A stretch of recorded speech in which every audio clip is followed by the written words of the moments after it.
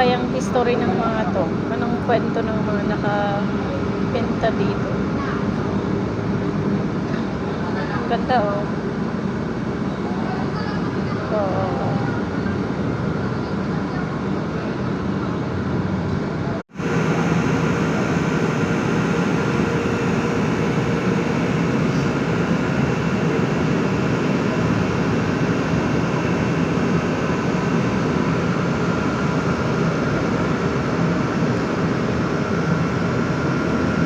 Curious lang ako, ano kayang kwento ng mga to? Yung mga pinenta dito sa mga walls.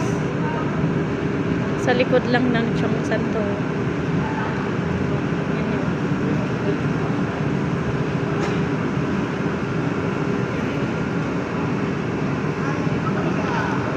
Comment sa mga may alam yung history dito. Meron pa sa likod.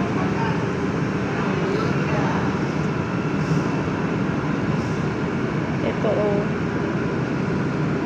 Ganda naman ng nagbenta ng mga to.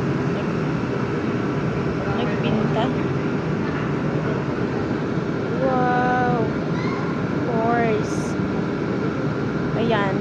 Comment sa mga may alam yung kwento ng mga nakapinta dito.